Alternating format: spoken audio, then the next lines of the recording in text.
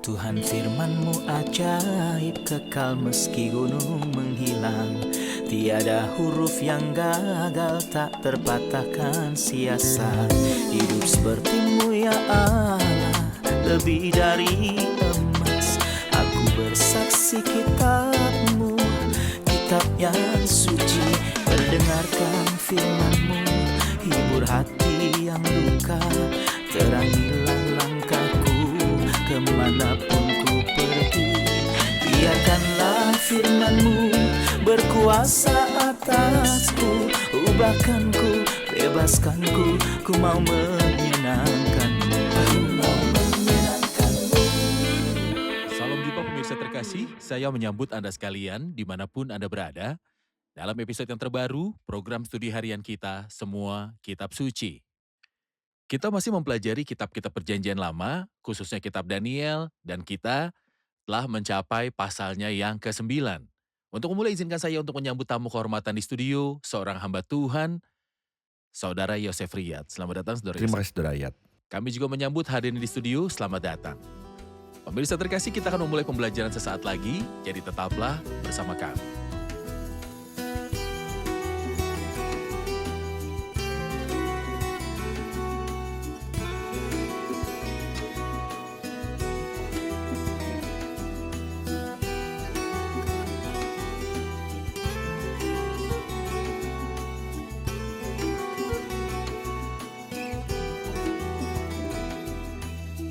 Berjumpa lagi, Saudara Yosef. Terima kasih. Kita telah mencapai Daniel pasal yang 9, yang dianggap sebagai salah satu nubuatan paling penting dalam kitab Daniel. Benar. Mohon berikan gambaran umum tentang pasal ini, Daniel 9, sebelum kita fokus pada bagian pertama dari Daniel 9. Pasal ini dimulai dengan doa Daniel, doa yang luar biasa di mana dia mengakui kesalahan dan dosanya, doa yang penuh perhatian berdasarkan kitab suci. Dia mengerti dari kitab-kitab tahun penyelesaian yang Nabi Yeremia bicarakan. Daniel percaya dalam inspirasi verbal dan bahwa jumlah tahun adalah pasti. Jadi 70 tahun memang benar-benar 70 tahun. Jadi dia berdoa. Ini mengenai pasal besar kita. Setelah itu dia mendapatkan jawaban dan tentu saja jawabannya lebih besar daripada doa agung yang dipanjatkan oleh Daniel. Jadi seperti yang Anda katakan, ini adalah salah satu nubuatan yang paling penting. Kita tidak akan bisa memahami kerangka nubuatan tanpa nubuatan dari 70 minggu yang ada pada bagian yang kedua dan terakhir dari pasal ini. Baik, saya akan membaca beberapa ayat terlebih dahulu, lalu kembali untuk bertanya. Pada tahun pertama pemerintahan Darius, anak Ahasiweros dari keturunan orang Media yang telah menjadi raja atas orang Kasdim, pada tahun pertama kerajaannya itu, aku, Daniel, memperhatikan dalam kumpulan kitab jumlah tahun yang menurut firman Tuhan kepada Nabi Yeremia akan berlaku atas timbunan puing Yerusalem, yakni 70 tahun. Saya perlu fokus pada bagian ini dan menanyakan pertanyaan tentang hubungan Daniel dengan kitab-kitab dan pemahamannya terhadap kitab-kitab tersebut. Faktanya saya menyukai ungkapan ini. Aku memperhatikan dalam kumpulan kitab. Ngomong-ngomong, Alkitab juga disebut sebagai kitab suci. Lalu apakah itu Alkitab atau kitab suci? Itu adalah Alkitab dan kitab suci. Itu adalah satu kitab yang memiliki satu subjek dan satu penulis yang adalah Roh Kudus. Tapi dia menggunakan banyak orang yang telah menulis sekitar 66 kitab atau 63 kitab jika kita ingin mengatakannya. Dia menulis banyak buku, tapi kenyataannya kita tidak menemukan ide yang terpisah di setiap kitab. Sebab tidak pernah nubuat dihasilkan oleh kehendak manusia, tetapi oleh dorongan Roh Kudus, orang-orang berbicara atas nama Allah. Kita menemukan referensi pertama terhadap Alkitab dalam Keluaran 17. Tuliskanlah semuanya ini dalam sebuah kitab sebagai tanda peringatan. Dan terakhir kali kita membacanya di dalam kitab Wahyu 22 pasal terakhir di dalam Alkitab. Dari perkataan-perkataan dari kitab nubuatan ini, Alkitab adalah kitab dan juga ini merupakan kumpulan kitab-kitab. Paulus berkata kepada Timotius, ingatlah juga bahwa dari kecil engkau sudah mengenal kitab suci. Bagaimana Alkitab bertumbuh? Menurut saya di sini kita melihat bagaimana Alkitab telah bertumbuh. Pertama ada Pentateuk. Dan kemudian setiap wahyu yang baru ditulis ditambahkan ke dalam kitab suci dan dipertimbangkan sebagai inspirasi Tuhan. Misalnya, di sini Daniel dibantu mengerti oleh kitab Yeremia. Yeremia hidup pada saat penawanan Babilonia. dan Daniel ditawan ke Babel. Jadi mereka hampir sejaman satu sama lain. Ya, Namun Daniel memahami oleh kitab-kitab yang kudus, kitab suci, jadi kitab Yeremia adalah bagian dari kitab-kitab ini. Dan Daniel mempelajarinya di antara kitab-kitab yang telah dipelajarinya. Jelas dari doanya di sini bahwa dia mengetahui perkataan Musa telah tertulis dalam kitab Ulangan. Dan dia juga mengetahui kitab Yeremia yang ditulis berapa tahun sekali sebelumnya. Bahkan di dalam kitab Yeremia kita menemukan sesuatu yang indah yang dia kutip dalam nubuatan Mika yang ditulis sebelum dia. Dan dalam nubuatan Mika pasal 5, Mika berkata di ayat yang ke-12, sebab itu oleh karena kamu maka Sion akan dibajak seperti ladang. Dan Yerusalem akan menjadi timbunan puing dan gunung bait suci akan menjadi bukit yang berhutan. Jika kita melihat Yeremia pasal 26, kita akan menemukan kata-kata ini dalam nubuatan luar biasa ini. Dalam Yeremia 26 ayat 16 sampai 18 ia berkata, lalu berkatalah para pemuka dan seluruh rakyat itu kepada imam-imam dan nabi-nabi itu, orang ini tidak patut mendapatkan hukuman mati sebab ia telah berbicara kepada kita demi nama Tuhan Allah kita. Memang beberapa orang dari para tua-tua negeri itu tampil juga ke depan dan berkata kepada kumpulan rakyat itu, katanya, Mika orang Maresyet itu telah bernubuat di zaman Hizkia, Raja Yehuda. Dia telah berkata kepada segenap bangsa Yehuda, beginilah firman Tuhan semesta alam, Sion akan dibajak seperti ladang. Dan Yerusalem akan menjadi timbunan puing dan gunung bait suci akan menjadi bukit yang berhutan. Di manakah disebutkan? Dalam Mika pasal 3 yang baru saja kita baca. Dikutip di sini dalam Yeremia, meskipun Mika datang beberapa tahun sebelum Yeremia, dari sini kita memahami bahwa setiap kali wahyu itu muncul, itu sedang dimasukkan ke dalam Alkitab. Saat kita sampai pada surat pertama Timotius pasal 5, kita akan menemukan keajaibannya. Ia berkata, bukankah kitab suci berkata, lalu dia mengutip dua kutipan, satu dari Ulangan 25 dan yang lainnya dari Injil Lukas pasal yang ke-10. Ini luar biasa. Kitab Ulangan adalah yang tertua dari kitab Wahyu. Ketika Injil Lukas ditulis oleh Lukas yang berada dalam satu zaman dengan Rasul Paulus. Namun ia berkata, bukankah kitab suci berkata, janganlah kau berangus mulut lembu yang sedang mengirik. Ulangan pasal 25. Dan sebab seorang pekerja patut mendapatkan upahnya. Lukas pasal 10. Ini menunjukkan kepada kita tentang kehebatan Ini Alkitab. Satu kitab. meskipun terdiri dari beberapa kitab tetapi tetap satu. Inilah caranya Alkitab berkembang. Yang pertama adalah Pentateuk dan sisanya telah ditambahkan secara bertahap ke dalam Alkitab ini.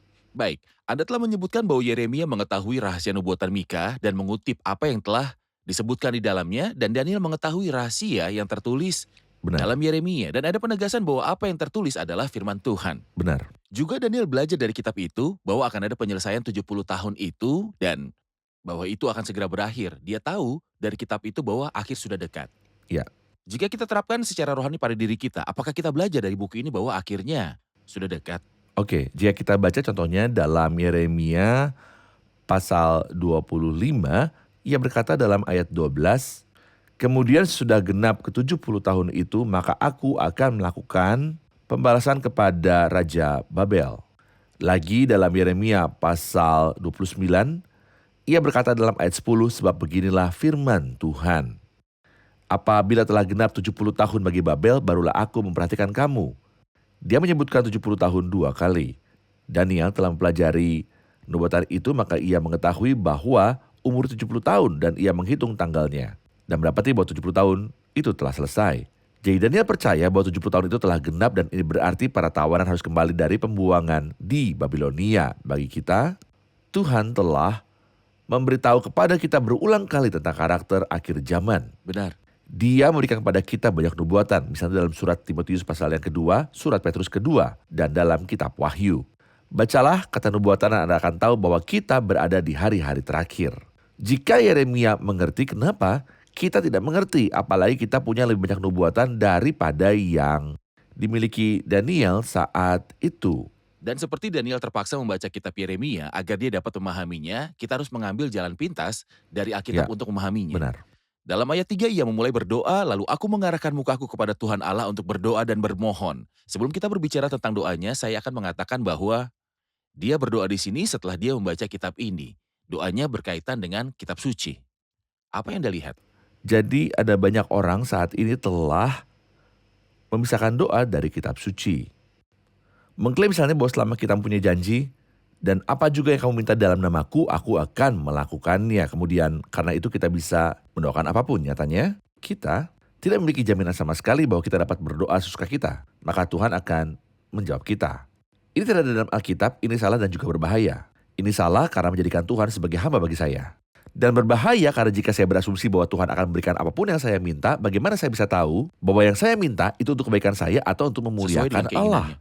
Saya tidak tahu, sesuai dengan keinginannya. Ada satu ayat yang sangat penting dalam Injil Yohanes pasal 15.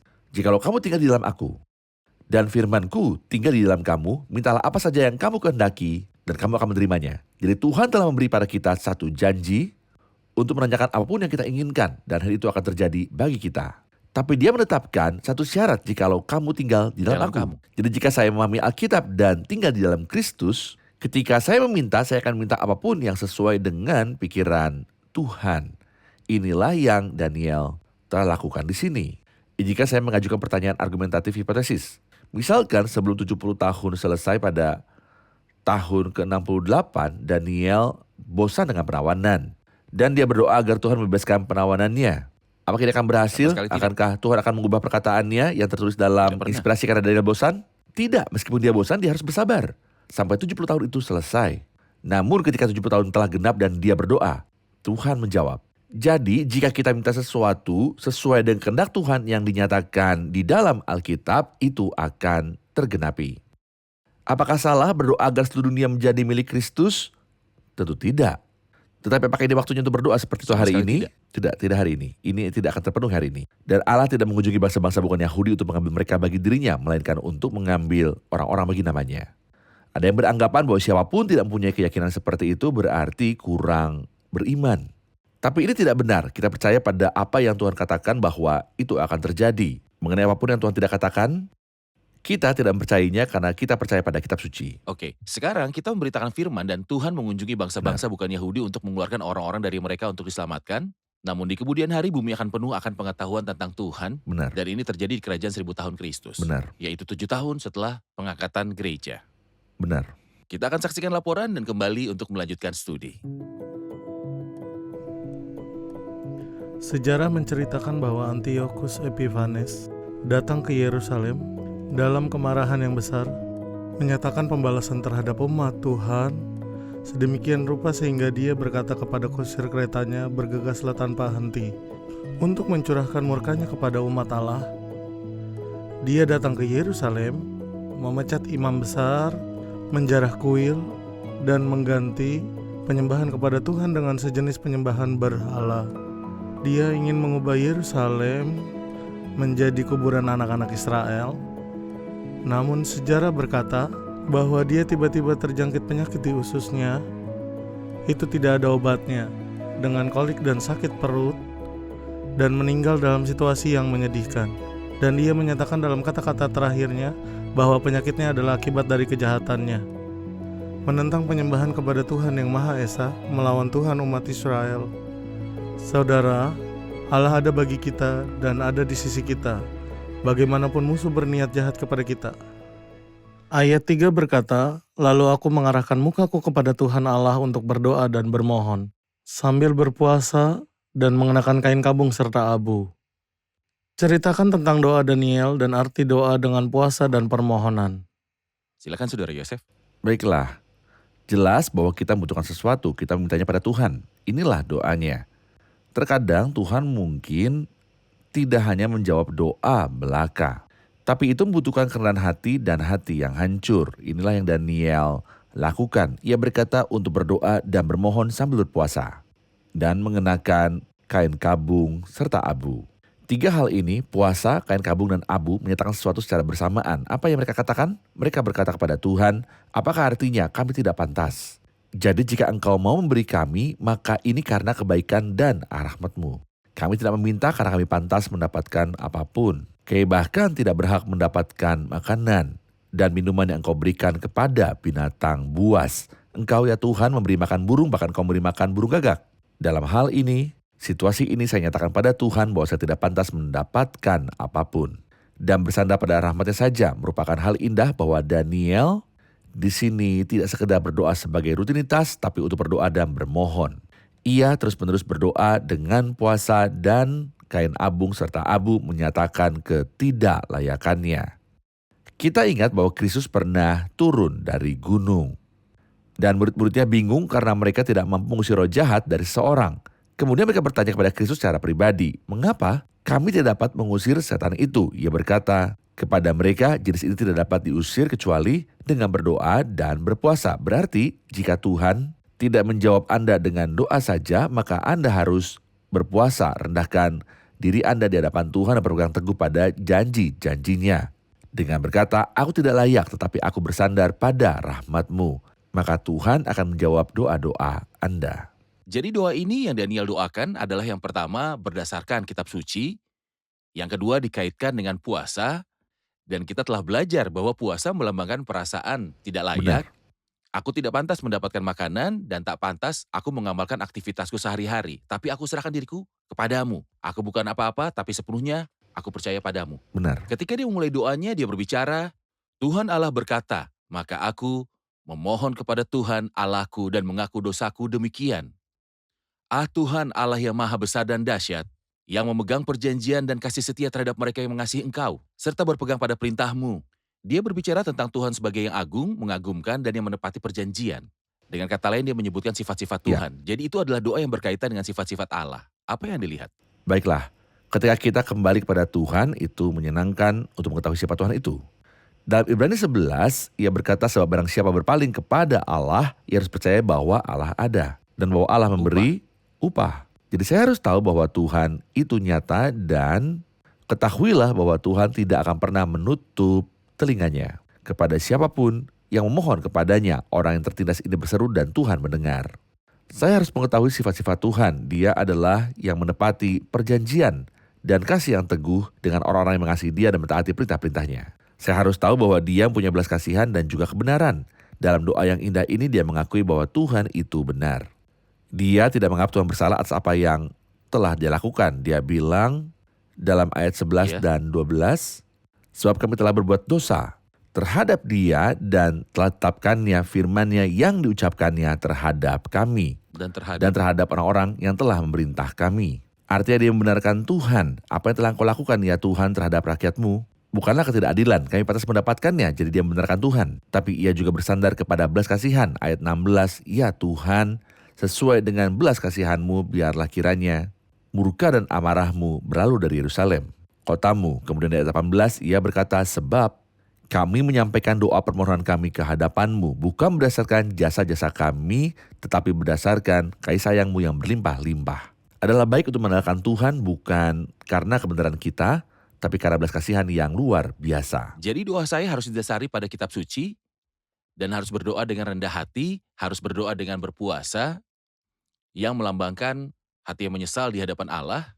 Selain itu dalam doa saya harus memperhatikan sifat-sifat Tuhan. Allah yang penuh belas kasihan, yang menepati perjanjian dan tidak berubah.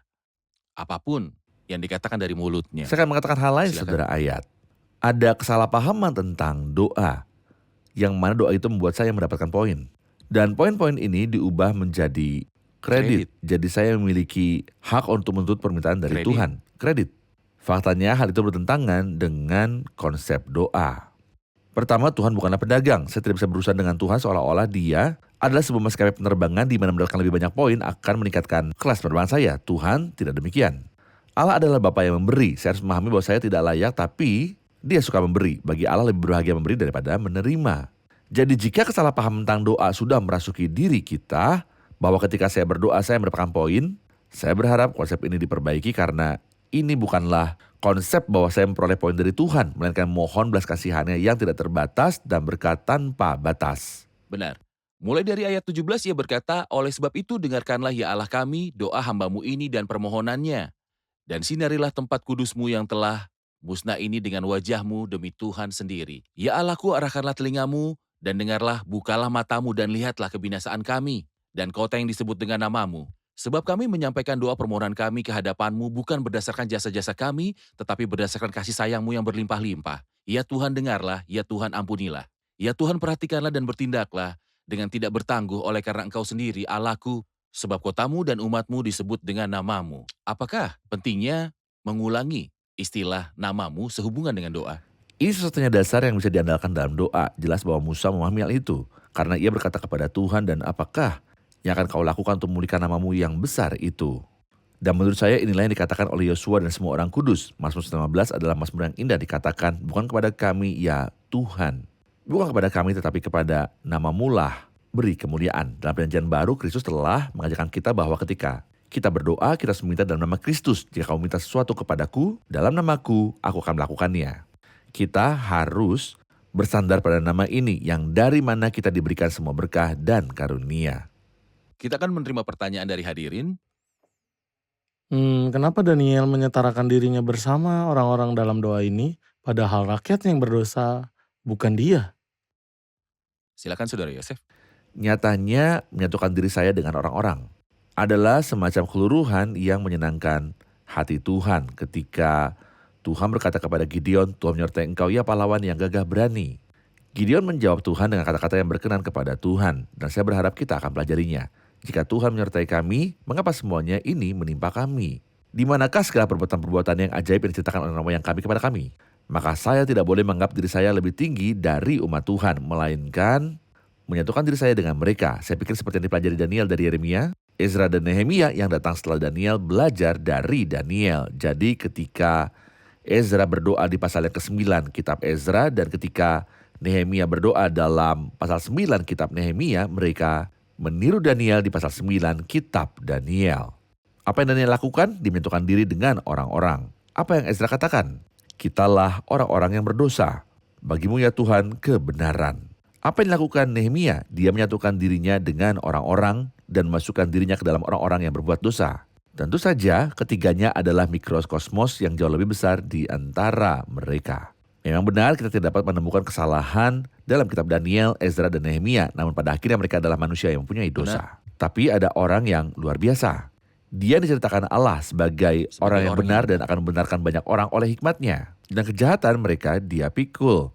Maka orang yang luar biasa itu menanggung dosa banyak orang dan berdoa untuk pemberontak-pemberontak. Siapakah dia yang memberikan syafaat kepada para pelanggar? Siapakah dia menyatukan diri dengan kita padahal dia maha kudus dan tidak berbuat dosa? Dialah Tuhan Yesus Kristus. Bahwa ketika digantung di kayu salib seolah-olah dia berkata, berikan dosa-dosa mereka padaku, aku akan membayarnya. Terima kasih Saudara Yosef, kita telah di akhir episode. Tuhan memberkati. Tuhan berkati. Saya sangat menikmati belajar bersama Anda. Tuhan berkati. Dan saya sangat menantikan episode berikutnya di mana kita akan mulai belajar nubuatan besar tentang 70 minggu. Nubuatan yang paling penting dalam kitab Daniel. Tuhan berkati, mari Tuhan kita rangkum berkati. bersama hadirin. Amin.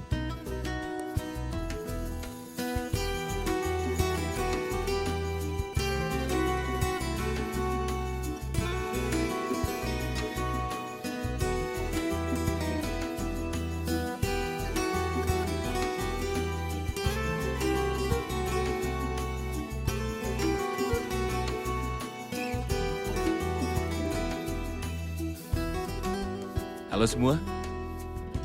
Bagian pertama, pasal 9 berfokus pada doa Daniel. Namun sebelum dia berbicara tentang doanya, dia berbicara tentang hubungan Daniel dengan kitab suci atau kitab-kitab khususnya kitab Yeremia. Adakah yang bisa menjelaskan apakah manfaatnya buat kita? Alkitab sebagai sebuah buku terbentuk dari buku-buku, demikian disebut juga kitab suci. Menurut apa yang kita baca di sini, Daniel mengetahui rahasianya.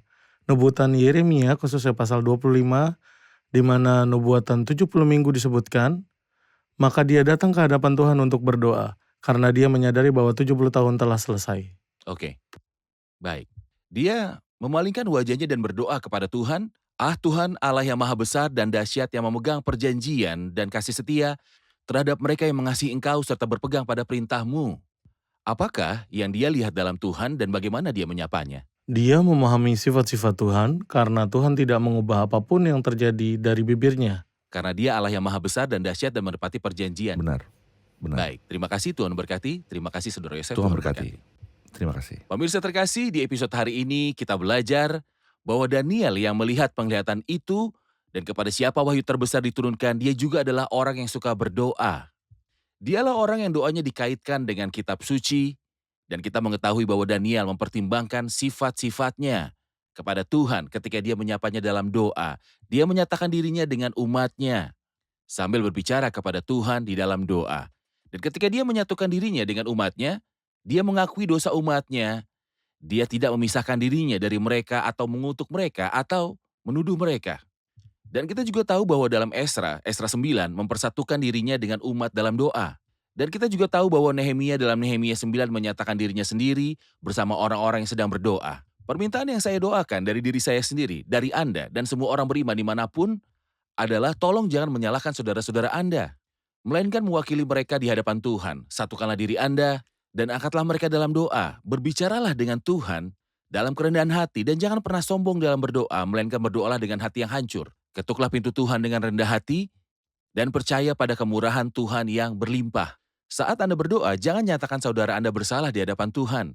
Dan janganlah Anda menyebutkan dosa-dosa mereka, melainkan fokus pada kemurahan Tuhan yang besar sambil berdiri di hadapannya. Siapapun yang bisa melakukan ini akan mampu menjadi pemimpin di antara umat Allah.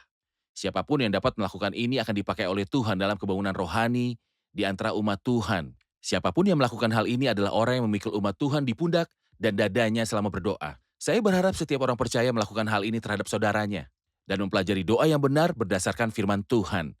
Kita harus berdoa sesuai dengan firman Tuhan dan dengan memahami sifat-sifat Tuhan. Sampai jumpa di episode selanjutnya di mana kita akan membicarakan topik yang sangat menarik tetapi sangat serius, yaitu nubuatan 70 minggu. Kiranya Tuhan besertamu.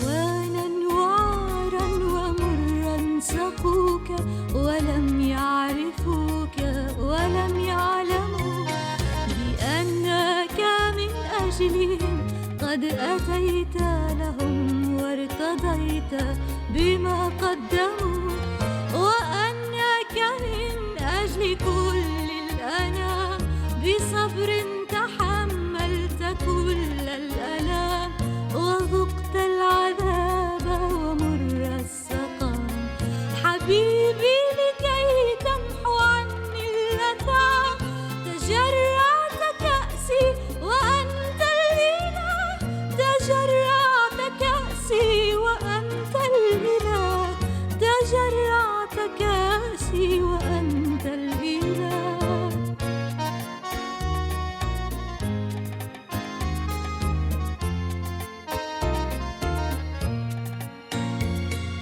حبيبي وأنت الذي ما فعلت رديا جعلت لأجلي ردي كشاة تساق إلى الذبح سرت وكاللص صرت أيا سيدي فيا لي من آثم معتدي ويا لك من غافر مفتدي تدق يداه فداء يدي فماذا أرد لك سيدي وأنت العلي وأنت الإله لك القلب وديه طول الحياة لك القلب وديه طول الحياة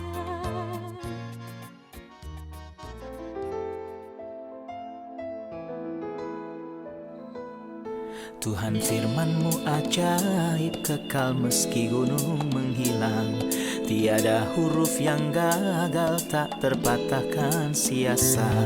Hidup seperti-Mu ya Allah, lebih dari emas. Aku bersaksi kitab-Mu, kitab yang suci. Terdengarkan firman-Mu, hibur hati yang luka. Terangilah langkahku kemanapun ku pergi. Biarkanlah firman-Mu berkuasa atasku. Ubahkanku, bebaskanku, ku mau menyenangkan-Mu. Tuhan firman-Mu ajaib, kekal meski gunung. Ubah dan bebaskan aku.